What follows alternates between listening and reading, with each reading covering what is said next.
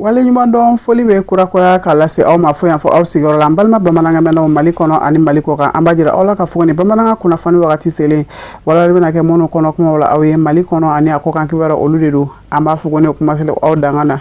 kunnafoni daminɛ na an b'a jira aw la ka fɔ ko fɛn min ye silamɛya dɛmɛtɔn Ansar ɲɛmaayaso Fédération Ansardine Internationale a ka conseil d'administration sigi tako filanan baaraw bɛɛ lajɛlen kuncɛra min ni a ɲɛmaaya tun bɛ PCA ma ɲɛmaa bolo ni o ye an karamɔgɔ ye Seydi Sherif Aliu Badara Usman Aidara a senfɛ da sera fɛn caman ma ka ɲɛfɔli kɛ o ka ansaru ka baara minnu sera ka kɛ ani a tɔtora minnu ye Sherifula Jabaranso tɔgɔ la Samayira Sanogo ni Baba Keyita de tun bɛ an ka jɛ an ka sɔrɔlenw ɲamana.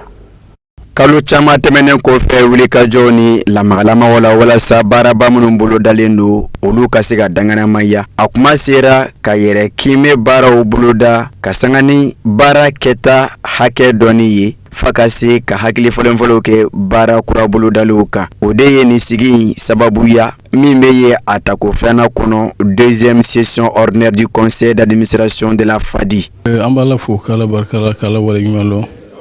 Ni conseil ka sigi o min kɛ wagati bololanu na kalo saba baara minnu kɛra ka tɛmɛ baara bololanu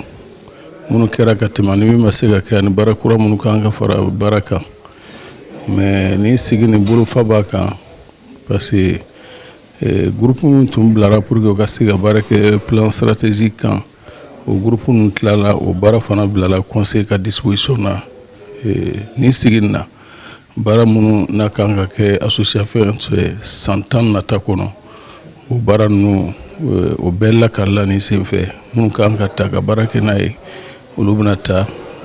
baara minnu fana bɛ sen na n'o kan ka continuer n'o o y'an ka misiri baara ye ni Ala sɔnna ma o bɛ continuer a togo la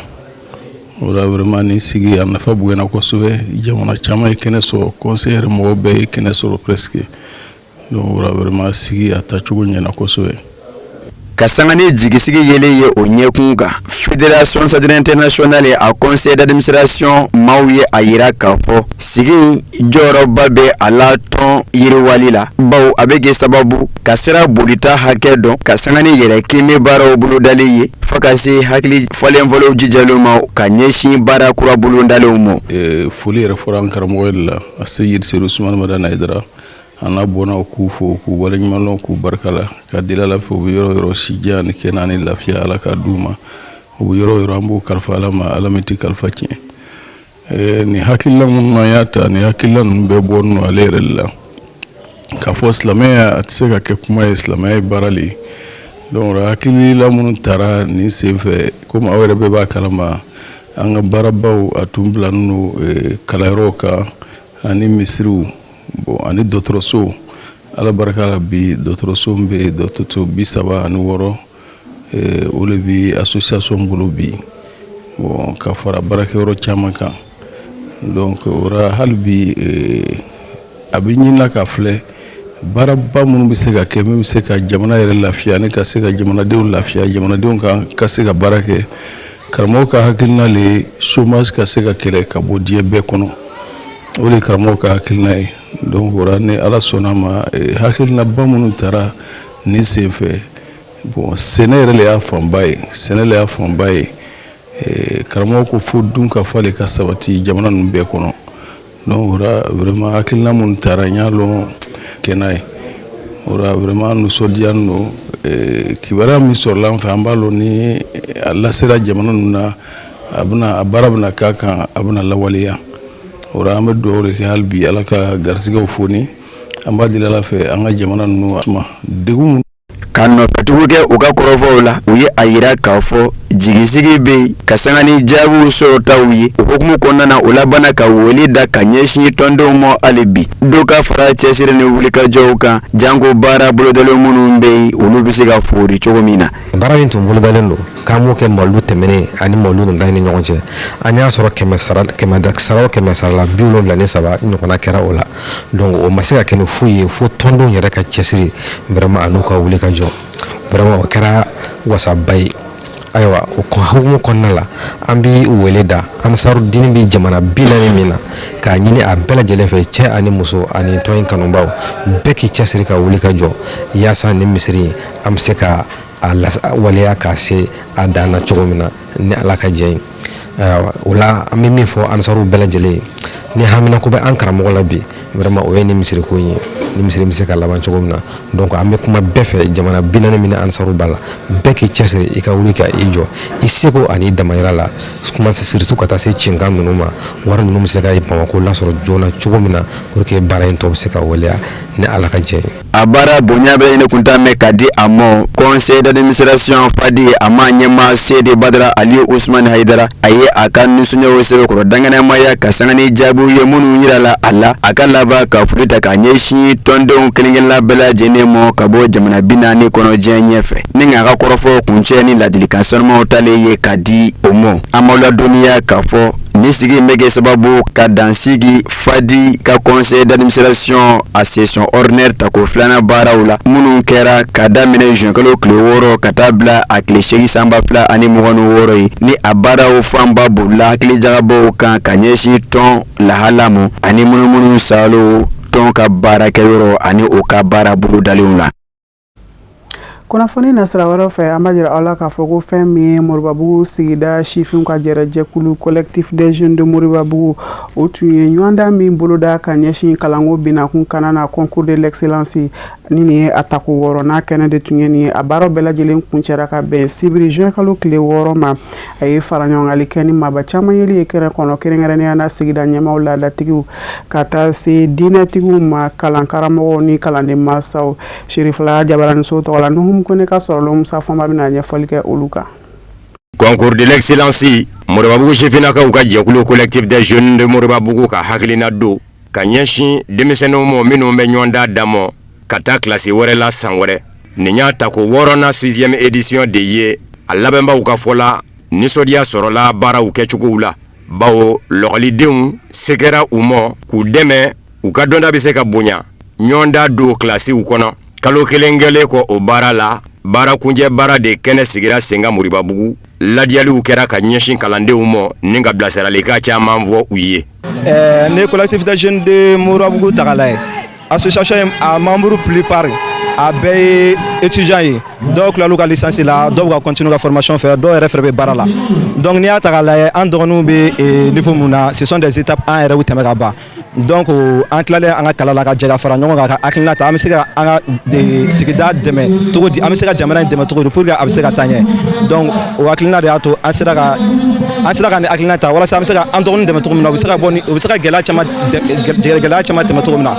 o de senfɛ i b'a ye an ka activité la an bɛ examen blanc kɛ an bɛ cours d'anticipation kɛ ani an filɛ kɛnɛ min yɛrɛ kan n'o ye concours d'excellence n'a tɔgɔ Maxi Quiz. A bɔ tiɲɛ yɛrɛ la ne nisɔndiyalen don sabula o ye kado caman d'an ma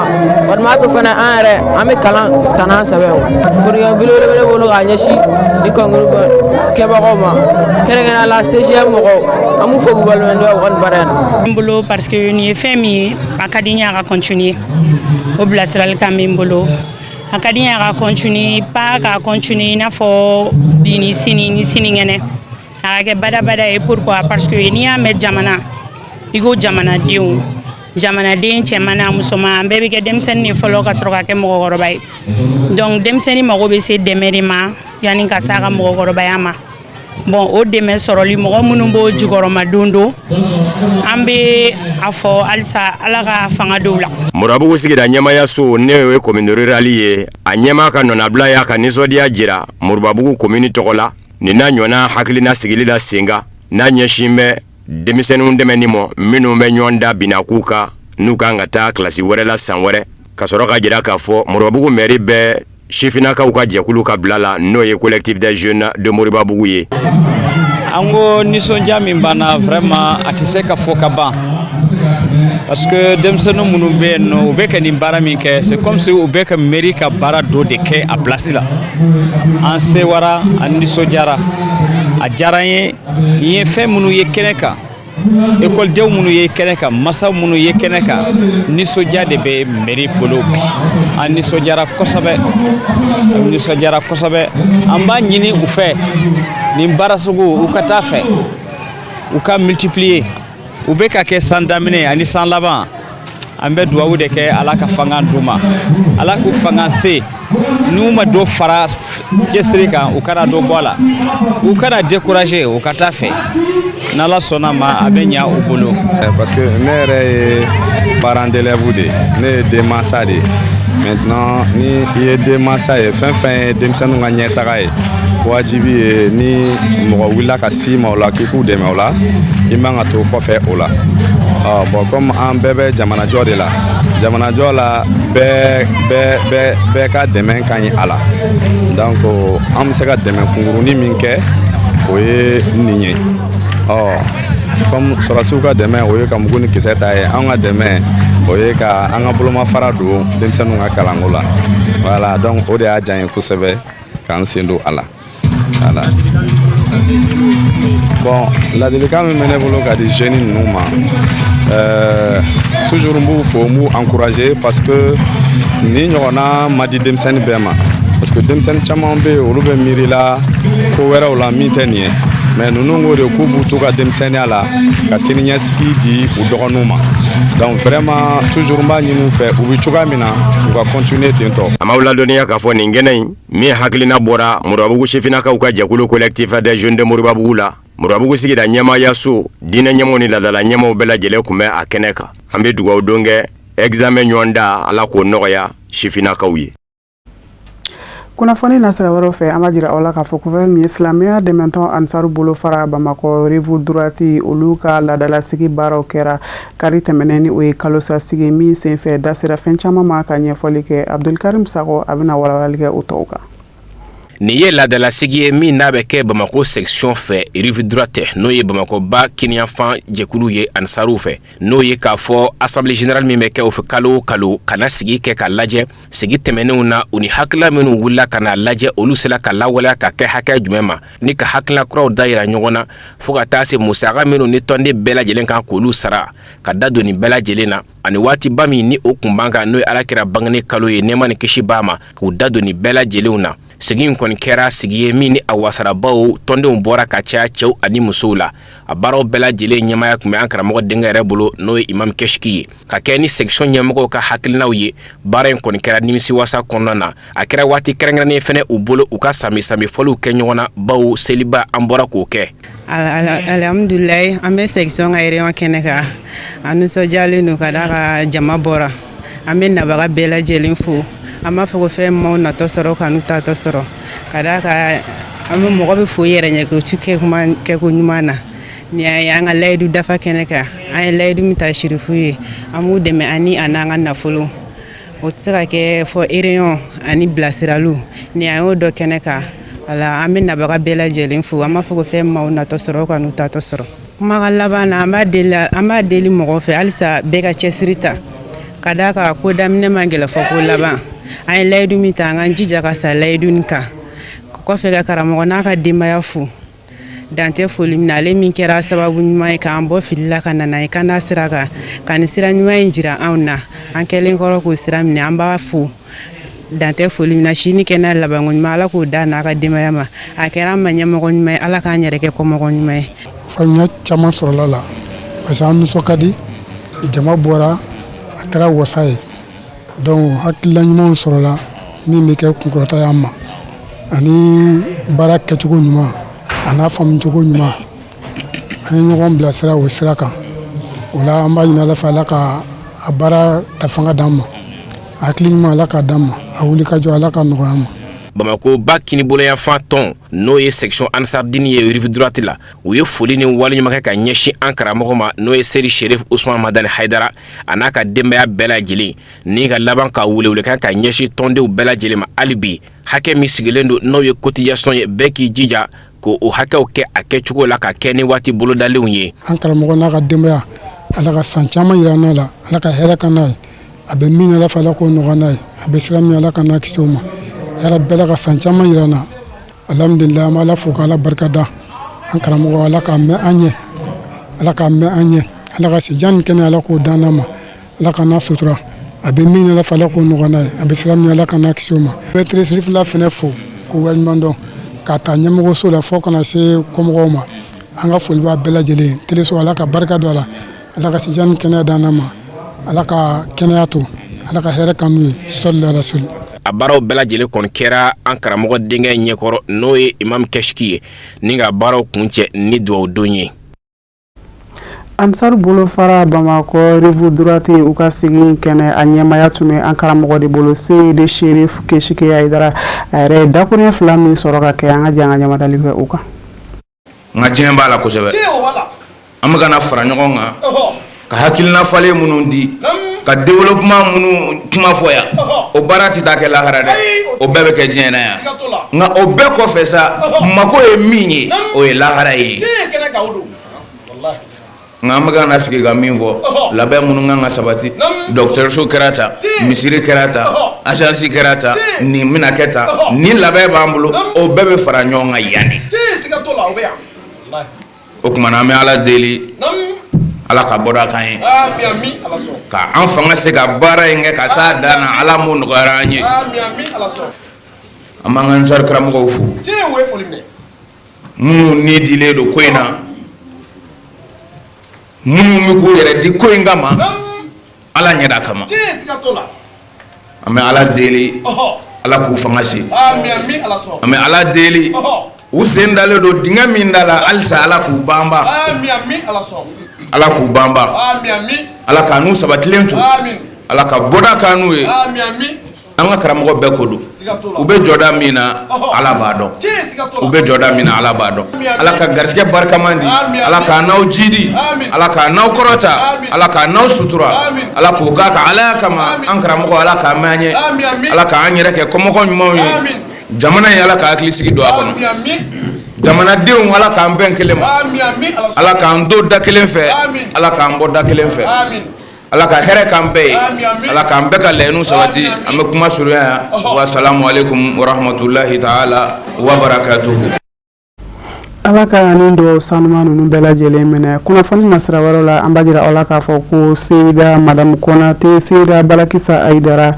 a ka Itali taama hukumu kɔnɔna na min ni o bɛ don kadara kɔnɔ n'o ye 12 mai hukumu kɔnɔna yan fana karamɔgɔ Seydi Cherif Ousmane Madane Aidara ale ka bange ni san kunbɛn hukumu kɔnɔna na a taara bonyamasegin foli bila Itali Imam Seydou Kamara ale ni Chata Konate la Itali jamana kɔnɔ ni Mali jamanadenw don u sigilen don Itali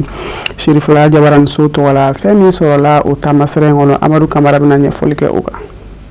Nin ye laada ye Sherifilakaw bolo kuma o kuma u sen mana da diɲɛ dugukolo min kan u bɛ wuli ka taa foli bila o maabaw la o siratigɛ fɛ Mali silamɛ ɲɛmaaw ka tɔnba Haut Conseil islamique du Mali maa ɲɛma Mali alisilamɛ diinɛ ɲɛmaaw ka fara ɲɔgɔn kan jɛkuluba groupement des leaders spirituels musulmans du Mali maa ɲɛma silamɛya dɛmɛtɔ Ansaru ɲɛjɔyɔrɔ a Seyida Cherif Ousmane Madane Haidara a denmuso n'o ye Seyida Konate Balakisa Haidara ye kumana min na a sen cura Itali kɔnɔ a y'a kanu ka taa foli bila a fa kanubagaba dɔ la n'o ye ni musokɔrɔba ɲuman ye ka taa wale ɲuman dɔ foli ani bonyamasegin k'a ye. An ka sɔgɔ ɲuman don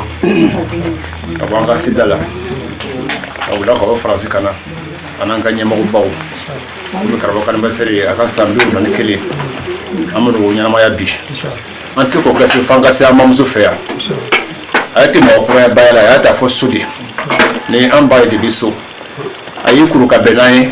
a n'a denw ye a filanguru si tɛ yan maa bɛ dugawu kɛ ala ye si min kalifa la k'o caman d'a ma an tɛ se ka na ka na dɔn foyi si la fɔ karamɔgɔ ye an karamɔgɔ an ye karamɔgɔ ka kalan n'o ye karamɔgɔ ni se anw fɛ yan k'an bɛ taa ko dɔ de ma komi an ka se an bamuso fɛ yan o y'a sɔrɔ an ka kalan ma ɲa an b'an sen da karamɔgɔ sɛnɛyɔrɔ la donc an tɛ kuma jɛnya damalakaw an nakun de kana fɔ k'aw ni sɔgɔma k'aw san bɛɛ san ala ka san yɛrɛ sɛ karamɔgɔ ka san fana ye kelen maa ɲini fɛ ala ka ɲɔgɔn caman di an n'a ma a n'a ka dima ala ka n'a kɔlɔsi ala ka n'a sutura jugu ti banna mɛ ala ka karamɔgɔ la jugu sanfɛ a bɛna fini min fɔ maa min a mɛn ala k'a dɛmɛ ala k'a baara nɔgɔya ala s'o bɔra kama alhamdulillah ala taala ye bidɔn bila an si kɔnɔ an bɔra fɔrili ka yan sɛgɛrɛ bi ka sababu kɛ karamɔgɔ ka anniversaire a san 71 ka sababu k'o ye alhamdulillah ala taala sera n'a ɲuman an bɛ ala taala fɔ ka wale ɲuman dɔn an ka Seyida fana bɔla Faransi n'o de ye Seyidatu Balkisa n'o de ye karamɔgɔ denmuso ye ka na Italikaw fɛ ko a bɛna fara an kan an y'a invité a kana fara an kan nin kosɔn ka nin ɲɛnajɛ belebeleba in kɛ n'an ye a fana y'an ka wele jaabi a vraiment an ma dan sɔrɔ a la an bɛ Seyida fo ka waleɲuman dɔn ka dale Alahu Taala fɛ Ala ka sijan ni kɛnɛya da n'a yɛrɛ ma karamɔgɔ ye ci min sɔrɔ yen an b'a deli Ala fɛ se ka Alahu Taala de Ala ka ɲɔgɔnna caman fara kan Ala ka ɲɛma a la ni foli kɛnɛ in kan silamɛya dɛmɛtɔ Ansaru a cɛ ani muso denmisɛn ani maaba u caman bɔra ka ye foli in kɛnɛ kan yasa k'u ka nisɔndiya yira ka ɲɛsin Konate Seyida Balakisa Haidara ma ko nin ma bala nɔ a ma bala na sabu n'a kuma kɛli a bi bala nɔ mɛ a kɛli ma bala nɔ sabu olu taa cogo ye o de ye an y'o sɔrɔ an ka cɛkɔrɔba la n'o ye an karamɔgɔ ye Ala ka sijan ni kɛnɛya Ala k'o kalifa ma nin jama in sigilen filɛ nin ye bon a bɛ se ka kɛ dɔw bɛ dɔw bɔ yɔrɔ dɔn mais tiɲɛna an ye ɲɔgɔn sɔrɔ yan ka kɛ jamakulu kelen ye Ala ni karamɔgɔ in sababu musokɔrɔba nin filɛ nin a ye cɛkɔrɔba in kanu ka kanu ka se kanu dan na fo ka se degré dɔ ma a ko ko denw y'a labɛn ko u bɛna n'a ye yan a y'a yira k'a fɔ ni Ansaru tɛ yɔrɔ min na o denw kana taa n'a ye kuma dɔnna dɔw ko ten ko an ɲɛ tɛ cɛkɔrɔba in na tiɲɛ don an ɲɛ bɛ denw de la wallahi ni tiya n'a dɔgɔninw hali n'u bɔra télévision na k'a sɔrɔ mɔgɔ tɛmɛntɔ don i b'i jɔ de ka filɛli kɛ munna u bɛ baara min na k'a kɛ se min bɛ ninnu ye k'u majigin ka bɛn ni buna adamadenw ye ne yɛrɛ kɔni n'i y'a kɛ ne kɔni n bɛ pan kama na wallahi mɛ olu majigin u m'u ka se ka bɛn ni mɔgɔw ye donc an b'u fo. musokɔrɔba ɲuman in a nisɔndiyalen a ka dantigɛliw senfɛ a ye dugawu kɛrɛnkɛrɛnni kɛ ka ɲɛsin serifilaka bɛɛ lajɛlen ma kɛrɛnkɛrɛnnenya la a Seyida Sherif Usman Madan Haidara denmuso n'o ye Konate Seyida Balakisa Haidara ye a ka nin miirina ɲuman in na ani nin bonya in na min taara ka ɲɛsin ale ma. Alhamdulillah ulaji wasa ala farasila alhamdulillah ulaji wasa ala farasila ala dim zanu ga ko mo on mai ala dim zanu ga ko mo on mai ma ke defe ma tene fer wo ko alhamdulillah katla ka jeri do ta ko da anu ko na tila ko ma alhamdulillah amani mafanui ani mafane alai ulaji wasa ala Kenya jama ala Kenya juma ala unufuru kora ala sababu mandi sababu duga ala ni yakishoma afa bana inde sebeni ren siso koloni ya rabbi ulaji wasa ala ke laja ya bema ala ke laja ya bema setni setigi ala ko tane masaya anyina jeneta dugule do ala kenyaji assalamu alaikum ama wala dɔnniya k'a fɔ ko nin foli kɛnɛ in laada don sirifila ka den bɛɛ lajɛlen bolo ka taa foli bila maabaw la kumana min n'u sen dara yɔrɔ minnu na baara ninnu bɛɛ lajɛlen kɛra bonya ni karama ani nisɔndiya ni munyamunya kɔnɔ. Ni Italy jamana silamɛya dɛmɛtɔ Ansaru ka laɲini ye Madame Konate Seyida Balakisa Haidara a ye wajuli kɛnɛba ɲɛnamaya 12 mai okumu kɔnɔna na Italy silamɛya dɛmɛtɔ Ansaru ye Amadu Kamara bɛna ɲɛfɔli kɛ o fana kan. Ka sangani 12 mai n'ale bɛ tali kɛ Mali alisilamɛ ɲɛmɔgɔw ka tɔnba Haut Conseil islamique du Mali ma ɲɛma Mali alisilamɛ diinɛ ɲɛmɔgɔw ka fara ɲɔgɔn kan jɛkuluba groupement des leaders spirituels musulmans du Mali ma ɲɛma silamɛya dɛmɛtɔ Ansaru ɲɛjɔyɔrɔ a Seyida Sherif Usman Madan Haidara ka bangeni nisɔndiya n'a munyamunyaw ye silamɛya dɛmɛtɔ Ansaru ka bɔ Italy ani a lamini bɛɛ lajɛlen na u bɔra ka caya ka na wajulu kɛnɛba in ɲɛnamaya ni nisɔndiya ni munyamunya ye. An bɛ kɛnɛ min kan bi an bɛ national ka kɛnɛ kan ni o président national n'o ye monsieur Kɔnɛ Musa Kɔnɛ ye ni Ala ka diɲɛ ye an bɛ kɛnɛ min kan bi an bɛ ale ka kɛnɛ kan kɛrɛnkɛrɛnnenya na an ka gidi an'an ka seko an'an nunjuru minaba n'o ye a Seydi Sherif Usman Madan Haidara ale ka bangeni ɲaɲani an bɛ o kɛnɛ de kan an ye nin baara in wulikajɔ daminɛ k'a daminɛ juma na fɔ bi mɔgɔw b'u se kan mun kama ala jati kama u ti sara di duma wa u yɛrɛ mago tɛ sara la u ka sara jɔn b'o di o ye ala ye i n'a fɔ mun karamɔgɔ y'o fɔ cogo min donc o hukumu kɔnɔna na an kɔni bɛ o de wulikajɔ la an nisɔndiyara bi Deronero kɔnɔ an nisɔndiyara an fari fonina jama bɔra fantan 4 bɛɛ fɛ etali fantan 4 bɛɛ fɛ ka na an ka wele jaabi donc an bɛ jama fo foyi t'an na n'o nisɔndiya tɛ ka baarakɛlaw bɛɛ lajɛlen fo i n'a fɔ min yɛrɛ u ye munumunu na cogoya min na donc k'an ka seda fɛnɛ fo ka dugawu k'a ye ka dugawu ɲini a fɛ. Ala barika la an ye ɲɔgɔn sɔrɔ Tientalo yan bi Itali dugu la min bɛ wele ko Tientalo karamɔgɔ ka 12 mai tulonkɛ la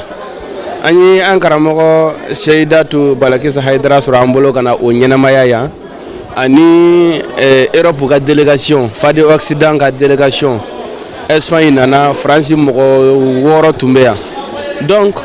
ka fara Itali tɔndenw bɛɛ lajɛlen kan u bɔra Itali section fan bɛɛ fɛ ka na franchement a kɛra jamako ye bon kana fɛnɛ an ka section mɔgɔkɔrɔw fɔ minnu bɛ pays la n'o tɛ a bɛɛ tun bɛ yan franchement nin kɛnɛ in a kɛra an ye nisɔndiya kɛnɛ ye ani hakilinajigi kɛnɛ ye quoi parce que nin mara nin de la yan Itali kɔnɔ yan Ansari sinsinna yan ala ni mɔgɔ ninnu ka wulikajɔ sabati sababu la ni an nana ka na an yɛrɛ ye yan bi 12 mai la k'a fɔ k'a bɛ kɛ yan ka na ni jama sugu fɛnɛ ye yan ka na an karamɔgɔ denmuso sɔrɔ an bolo sari o nisɔndiya an tɛ fɔ cogo dɔn o la mais an bɛ ala de deli san 71 caman bɛ ala bolo ala k'o di an karamɔgɔ ma a n'a ka denbayaw ma ani Ansari tɔnden bɛɛ lajɛlen ma. k'a ye baara kɛra kɛcogo min na jama bɔra bɔcogo min na ka bɔ Europe fan bɛɛ ka na Itali yan an bɛ ala fo ka ala waleɲuman dɔn ka ala barika da bawo ala ko la in shakartum la azidannakum ni ne ye ɲuman k'aw ye n'a y'a dɔn ye n bɛ dɔ fara ɲuman kan a ɲuman ye jumɛn ye karamɔgɔ ye min kɛ diɲɛ ye ni ala ka diɲɛ ye ka diɲɛ bɔ kɔnɔnɔfili la ka diɲɛ bɔ kunfɛ taama na ka maaw kɛ ala sago ye ka maaw di ala ma an nana o ala barikada kɛnɛ de kan a yɛrɛ sabali ɲinɛ an bɛ tila ka ala deli ala ka san caman d'a ma an bɛ tila k'a ɲini ala fɛ ala ka serifu n'a dɔgɔninw bɛɛ tɛmɛ karamɔgɔ la an bɛ tila k'a ɲini ala fɛ kɛnɛya o ni sidiya ni labanko ɲuman ala k'o di an n'an karamɔgɔ ma ala ye hɛrɛ min k'an ye yarabi ala k'an ka diɲɛ kun cɛ fo alijinɛ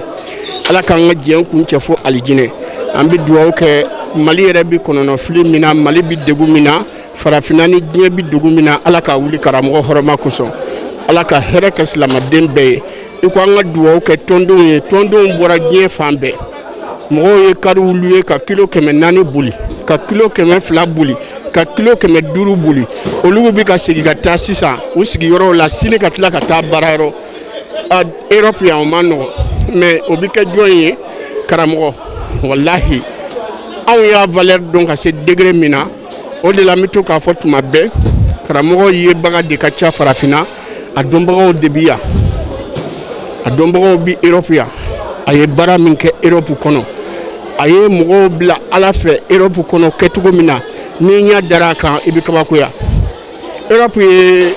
bɛnja jamana de ye n'a y'i diya i bɛ ko kɛ mɔgɔ t'i contrôler n'a y'i diya i bɛ ala ko ta kɛ mɔgɔ t'i contrôler mɔgɔ tɛ se k'i ɲininka pourquoi dɔnnibaa min ka wajibili ye maaw bɔ o ala ko ta in na a sara t'an bolo o la maaw sunɔgɔtɔ ma tugu karamɔgɔ kɔ an wulila sunɔgɔ la ka ko ye ka ko faamu k'a sɛgɛsɛgɛ ka sɔrɔ ka tugu a kɔ. an nana ka na fara an balima Ansariw kan pour que ka se ka u ka 12 mai ɲɛnajɛ kɛ u fɛ n'o de ye ka 12 mai ɲɛnamaya u fɛ bamanankan na a bɛ fɔ cogoya min na inshallah 12 mai hukumu kɔnɔna na alhamdulillah an y'a kɛ bonya kɔnɔ a kɛra karama kɔnɔ a kɛra taarɛ kɔnɔna na jama bɔra fan bɛɛ ka na a kɛra bonya ni sewa dan ye alhamdulillah an ye dumuniw kɛ an fala silamɛya ɲɔgɔn dɛmɛ a kɛla o yɛrɛ de kɔnɔna na an b'a ɲini cogo min na alhamdulillah an y'an ka bonya n'an ka ɲɛtaa sira bɛɛ lajɛlen ye an ka yetaw la yan Ansariw u bɛ ka ɲɔgɔn minɛ cogo min na ɲɔgɔn kanu b'u bolo cogo min na vraiment a y'an yɛrɛ sewa a ye fɛn di an ma min bɛ kɛ leçon ye an yɛrɛw bolo ni ala sɔnna min ye limaniyaw ye an yɛrɛ bɛna taa dɔ fara o kan an sigiyɔrɔw la inshallah k'u ladege u ka kɛwalew la. u bɔra fan caman fɛ Faransi Espagne kana fara Itali kan silamɛya dɛmɛtɔ ansaru u n'u kanubaw cɛ ani muso denmisɛn ani maabakɔrɔ u yera nin wajulu su kɛnɛ kan min ɲɛnamayara silamɛya dɛmɛtɔ ansaru ɲɛjɛwɔrɔ denmuso n'o ye Seyida Konate Balakisa Haidara ye. An bɛ kɛnɛ min kan bi n'o ye 12 mai kɛnɛ ye. Ni 12 mai fɔra diɲɛ mɔgɔ ɲɛna o man ka kɛ ko dogolen ye mɔgɔ la. An bɛ Itali nin wagati in na 12 mai o ɲaɲaga de don. 12 mai 1955, 12 mai 2026 an b'o de kɔnɔna la. Donc san 71 o caman kɛnɛya wasa kɔrɔta o bɛɛ Ala bolo Ala k'o di an karamɔgɔ n'a ka denbaya ma. A bɛ fɛn min fɛ diɲɛ hɛrɛ lahara hɛrɛ Ala k'o di an n'a ma. A bɛ siran mun ye diɲɛ tɔɔrɔ lahara tɔɔrɔ Ala ka don an n'a n'o cɛ. Kumaw bɛɛ fɔra bɛɛ y'i ka seereya kan jɔ parce que bɛɛ bɛ kuma i yɛrɛkun de kan. 12 mai in fɔli dɔrɔn tɛ ten. Karamɔgɔ in yɛrɛ a ye mun de ɲɛ e yɛrɛ ye ka diɲɛlatigɛ ye i n'i ka denbaya ye. A ye mun de ɲɛ i yɛrɛ ka ɲɛnamaya la. An minnu bɛ Europe jamana nin kɔnɔna la yan ani Amérique jamanaw anw de bɛ se k'a fɔ a ye fɛn ɲɛ anw ye yan parce que anw bɛ wɔrɔ de la wɔrɔ min ni mɔgɔ t'a f'i ɲɛna karisa nin dabila mɔgɔ t'a f'i ɲɛna karisa nin kɛ i b'i yɛrɛ ye de. Adamadenw b'u yɛrɛ ye de c'est à dire que n'a diyara n da dɔrɔn n b'a fɔ n ko adamadenw bɛ villa de komi bɛɛ ka yan. An b'a yira u la k'a fɔ ko silamɛya dɛmɛtɔ ansaru ka bɔ Itali jamana kɔnɔ ka se Faransi ani Espagne ma u ka ni ladala kɛnɛ a bɛ sigi u fɛ san o san ka bɛn ni 12 mai ɲɛnɛmayali ye min senfɛ ɲinan ta o baaraw bolodara tiɲɛ talo kɔnɔna na Itali jamana kɔnɔ ka wele bila Seyida Konate Balakisa Haidara ma a kana nin kɛnɛ sanuman in yakubeya ni a ka laseli dumanw ye alisilamɛya diinɛ min bɛ ɲɔgɔn dɛmɛ hinɛ ani makari ko fɔ ni o yɛrɛ kanunen don a fa n'o ye Mali alisilamɛ ɲɛmaw ka tɔnba Haut Conseil Islamique du Mali maa ɲɛma Mali alisilamɛ diinɛ ɲɛmaw ka fara ɲɔgɔn kan jɛkuluba Groupement des leaders spirituels musulmans du Mali maa ɲɛma silamɛya dɛmɛtɔ ansaru ɲɛjɔwɔrɔ ye a se yɛrɛ Sherif Usman Madani Haidara baaraw bɛɛ lajɛlen ka sɔrɔ ka kuncɛ ni dugawu kɛli diɲɛ kurukara bɛɛ lajɛlen ye. Madame Konate Seyida Balakisa Haidara a yɛrɛ ye dagoɲɛ 2 min sɔrɔ ka kɛ an ka jɛ an ka ɲamarali kɛ o fɛ. Aw ni ne an bɛ fɔlɔ ka Ala subhanahu wa ta'ala de fo ka Ala barikada ka Ala waleɲuman dɔn ale Ala min sɔnna ka bi sigi latigɛ an ye kɛnɛya kɔnɔ wasa kɔnɔ kɔrɔta kɔnɔ an b'o masa sanuman in de fo ni ko Ala barikada se bɛɛ bɛ Ala min ye fanga bɛɛ bɛ Ala min na Ala folen kɔfɛ an bɛ sɔli Ahmad al-Bashiri kan n'o ye Muhammed ibn Abdullah a n'a somɔgɔ sanumanw a n'a ka sahaba ɲuman bɛɛ lajɛlen ani maa o maa sɔnna ka tugu a la fo ka taa se dugukolo melekeli ma o kɔfɛ kuma jan tɛ ne bolo sɔnni n ka don kuma na n bɛ sira ɲini furucɛ fɛ n'o ye Misi Konate an karamɔgɔw bɛ kɛnɛ kan n'an ka alimamiw an bɛ sira ɲini u bɛɛ lajɛlen fɛ kuma jan tɛ ne bolo Ala folen kɔfɛ ni y'a ye nin kɛnɛ kan Ala ni sababu de don n'o ye an ɲɛmaaba ye a n'an juru minɛbaga a n'an ka kayiri n'o de ye Seydi Sherif Usman Madani Haidara alhamdulilayi an sigilen filɛ ale de ka filasi la ka kuma aw fɛ Seydi Sherif Usman Madani Haidara Ala b'a dɔn hali su n'a kumana telefɔni na n y'o kelen de f'a ye n ko bi i ka anniversaire bɛ yan an bɛna an sen jɔ a ye dugawu kɛ a ko Ala ka kɛnɛ sigi yɛrɛ la ka wuli hɛrɛ la a nisɔndiyalen don ni ansaru bɛ yɔrɔ o yɔrɔ aw bɛɛ y'aw se kɛ Haidara ye a y'aw se kɛ dɛ anniversaire kɛra ni kuranɛ kalan ye dalayuru kalanna sarakatiw bɔra misiw fagara hali den min bɛ dɔgɔtɔrɔso la hinɛ sera bɛɛ ma ni Seydi Sherif Usman Madani Haidara ka bangeli kama Ala tɔ tɛ an fɛ tuguni halisa an bɛ min ɲini ansaru fɛ o de y'an k'an cɛsiri an filɛ sira min kan sira jɛlen de don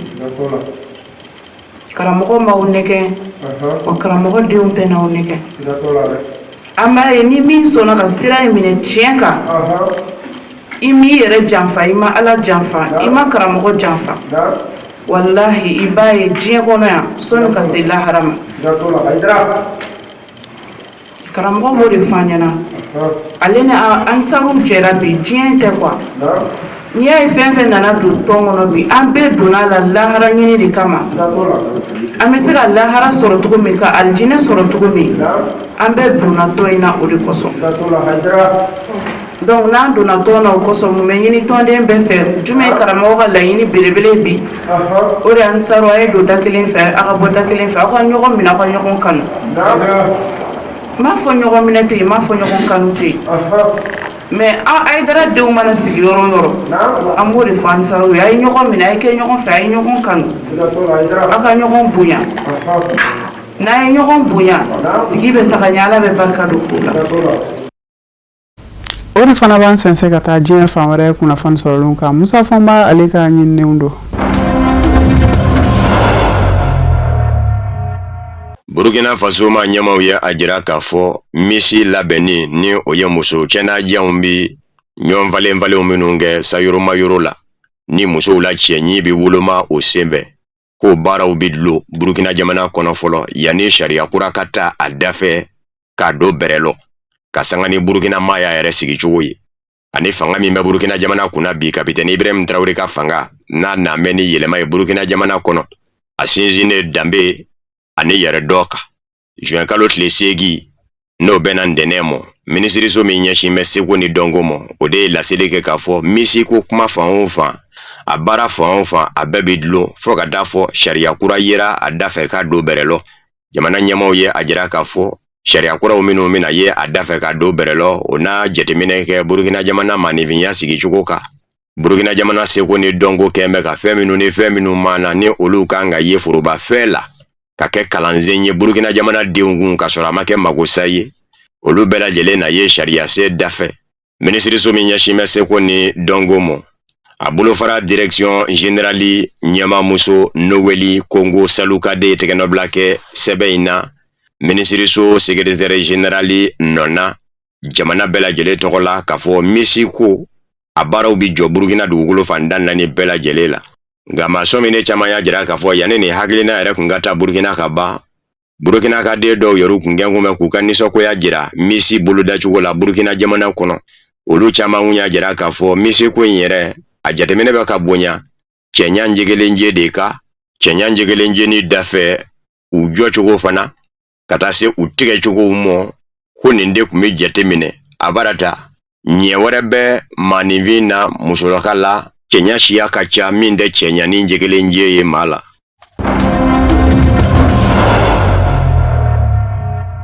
Sudan jamana kɔnɔ mara min bɛ wele ko Kordofan du Nord kɛlɛ min bɛ senna Sudan ma ɲɛma filaw cɛ jamana ɲɛma Abdel Fattah al-Burhan a n'a ka danga Andan Daglo n'a ka lakanajɛkulu FSR droningo kɛlɛ na mi yɛrɛ sɔrɔ u ni ɲɔgɔn cɛ kɛnyɛrɛ dɛmɛnikɛ jɛkulu dɔ ko avocat d'urgence o y'a jira k'a fɔ droni kɛra sababu ye ka maa 11 ɲɔgɔn na bɔnɛ a nina Kordofan du Nord mara la ni ka maa caman jogi ko in kɛra dugu min b'an bɛɛ la yɛrɛ o ye Abu Zaima ye Amarat al-Sheikh sigida la baɲumankɛtɔ ye a jira k'a fɔ yanni droni kun ka nunu maa 11 bɔnɛ u nina tile kelen droni dɔ jiginna togodala dugu dɔ fɛnɛ ka ani maana namasumanenw ka mobili dɔ tɛmɛn dɔ fɛnɛ ka o yɔrɔ kelen nunu na ye baɲumankɛtɔ ye a jira k'a fɔ wale in kan ka kɔn wa ko Sudan jamana yɛrɛ siya wolomakɛlɛ bɛ ka taa cogo min a b'a jira k'a fɔ maana namasumanenw yɛrɛ de ni tɛ dala bi kɛlɛkɛla filaw bolo a ma ladɔnniya k'a fɔ Kordofan du Nord Sudan jamana kɔnɔ a mara sɛbɛkɔrɔ kala yan bɛ nin y'o dɔgɔkun caman ye jamana ɲɛma Abdel Fattah al-Burhan ka kɛlɛcɛw ni a ka dangankɔrɔ Andan Daglo ka lakanajɛkulu kɛrɛnkɛrɛnnen force de soutien rapide maaw ni ɲɔgɔn cɛ a ka di jamana ɲɛma Abdel Fattah al-Burhan ye Kordofan du Nord mara in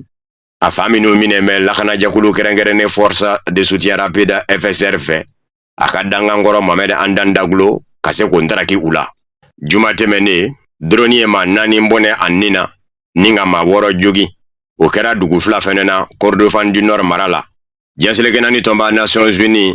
o kɛmɛ k'a jira k'a fɔ a b'i kangari da kɛlɛkɛlaw ye droningo min don ne la nin ɲɛkɔrɔ a ka dabila ka sabu kɛ a cɛni bɛ ka bonya maa 880 ɲɔgɔn na de fara drone fɛ k'a daminɛ janvier la ka na se nin ma in mɔ a ma ladɔnniya k'a fɔ Kordofan du Nord Sudan marabolo in ani Sudan worodugu yanfa ka taa a tilebi yanfa fɛ kɛlɛ gajane de bɛ jamana ɲɛma Abdel Fattah al-Burhan ka kɛlɛcɛw ni a ka dangankɔrɔ Mohamed Hamdan Daglo ka lakanajɛkulu kɛrɛnkɛrɛnnen Forces de soutien rapide maaw cɛ kabini octobre kalo san 2025 ba bɛ se k'a fɔ kabini mankan yɛrɛ daminɛna avril kalo la san 2023 ni lakanajɛkulu kɛrɛnkɛrɛnnen Forces de soutien rapide jamana ɲɛma dangankɔrɔ Mohamed Hamdan Daglo ka lakanajɛkulu ye a kanu k'a fɔ a ka fara surasiya ka don Sudan jamana surasiya kɔnɔ ni jamana ɲɛma Abdel Fattah al-Burhan ma jɛ ni o ye ni tabilala forobabu la u ni ɲɔgɔn cɛ maa ba yirikade bɔnɛna a ninama nanama sumanenw na ni ka maa miliyɔn dani saba ɲɔgɔn na kɛ k'a sigiyɔrɔ bila. Amerika jamana ɲɛma Donald Trump banna Iran jamana ma ɲɛmaw ka laɲini mɔ n'o ye k'a fɔ n'an ma ɲɛ ko sigi bɛ kɛ ni aw ye ka mankan ban an ni aw cɛ an ka nafolo minnu kumani ya mɛ an mɔ ni aw ka wuli ka jɔ ye diɲɛ ɲɛfɛ a nafolo ka bin ka lasegi an mɔ Iran an bɛ sɔrɔ k'an da don a fɛ kuma nɔ Donald Trump banna Amerika jamana ɲɛma Donald Trump ye a jira k'a fɔ taama tɛ di Iran jamana mɔ a ka nafolo kumaniyanenw na a mɔ ni Amerika jamana ni a ma bɛn ka dɔ ka mankan ba u cɛ a barata Donald Trump da yɛlɛ ka tugu a ko kumaɲɔgɔnya bɛ ka nɔbɔ ani Iran jamana cɛ Amerika jamana ɲɛma Donald Trump ko ni ye nafolo kumaniyanen dɔ lasegin dɔ ye Iran jamana mɔ bɛɛ o b'a sɔrɔ Iran jamana ni Amerika jamana ni Bani Israel bɛna ka dɔ ka mankan ba u cɛ a ye kɔrɔfɔ in lase jabaranin zo min na ka bɛn ni juin kalo tile 7 ye o bɛ wele ko NBC a ko Amerika jamana bɛ jɛ ni nafolo in labilali ye Iran jamana ye ni Amerika jamana y'a ye kuma min ka fɔ ani Iran jamana cɛ sigi ka fɔ taacogo ka ɲi ko u bɛ ka bɛn ka dɔ kan ni Amerika jamana ɲɛma Donald Trump kan bɛ ko sigi ka fɔ taacogo ka ɲi maaw bɛ k'u yɛrɛ ɲininka yɔrɔ tɔw minnu fɛnɛ bɛ yen ni kuma bɛ ka kɛ olu kan dun olu ferekelen don u danbɛ dama don u rɔ ka bɛn ka dɔ ka olu la n'o ye Iran jamana ka mugujugu dilan ko n'a dilabaliya ko ye Détrateur Mose ko a jibolo min ye taji doni guru nga muɲugumanya ka kɛ yɔrɔ ye o fɛnɛ tigɛ bɛ Iran jamana fɛ o bɛ cogo di dama don o rɔ o n'a ɲɔnaw dolari wari miliyari 100 ani kɔ ɲɔgɔn na de kuma ni yan bɛ Iran jamana mɔ a halala nafolo la Amerika jamana fɛ min yɛrɛkɛ bɛ diɲɛ ɲɛfɛ sigikafɔ bɛ senna Amerika jamana ni Iran jamana bɛ ka ɲɔgɔn bɛlɛ kɔsa in na u ye ɲɔgɔn sɔrɔ bawo Amerika jamana ye mugu fili Iran jamana a surasiya daga yɔrɔ dɔw kan n'o ye drone dilan yɔrɔw ye Iran jamana fɛnɛ ye tajuru sarabere boloda ka mugu fɛnɛ fili Amerika jamana yɔrɔ dɔw kan arabula jamanaw nɔ nka o n'a ta bɛɛ Amerika jamana ɲɛmaa kɛmɛ ka jira k'a fɔ ani Iran cɛ sigikafɔ bɛ ka nɔbɔ ko sɔɔni k'u bi bɛn kanga yɛrɛ ka mankan ba u cɛ.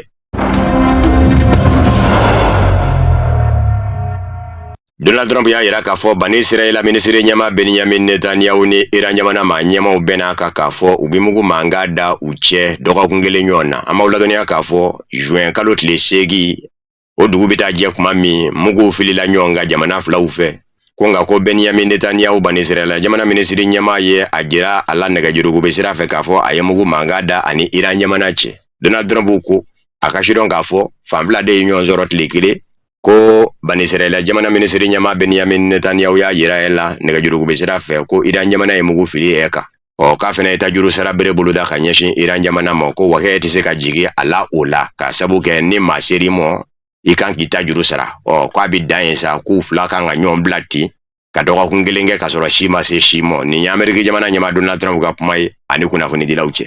o fɛnɛ dafɛ Amerika jamana ɲɛmaa Donald Trump ka danga jamana ɲɛmaaya la JD Vance o y'a jira k'a fɔ Amerika jamana ni seko bɛɛ kɛ ani Iran cɛ sigikafɔ ka mankan ba Bani Israel sɔnna o a ma sɔn o Amerika jamana tɛna Bani Israel minisiri ɲɛmaa ɲɛda lajɛ o la ko bawo ko Amerika jamana ma ɲɛmaaw ka laɲini de ye Iran jamana ka mugujugu dilali dabila ko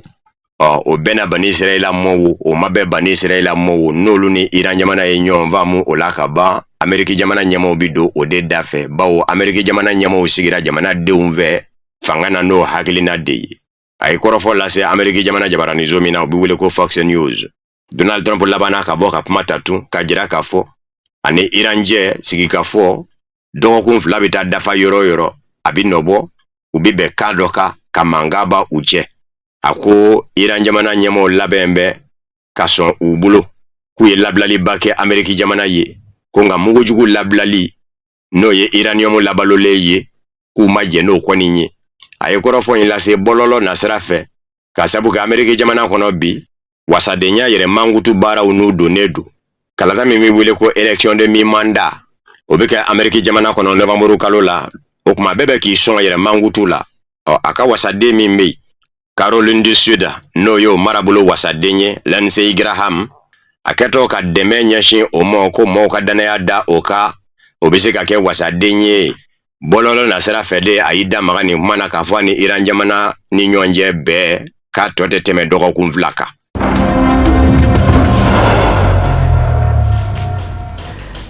An bɛ aw fo ka waleɲuman dɔn k'a jira aw la k'a fɔ ko nin bɛ dansigi bi bamanankan kunnafoni sɔrɔlen na minnu labɛnna kunnafoni diso ɲɛmaayaso fɛ ka bɛn ni kuma in ye aw ni ce a ka ɲɛmadaliw la a k'an bɛn don wɛrɛ nataw n'Ala m'an ka jɔnya jɔ an na.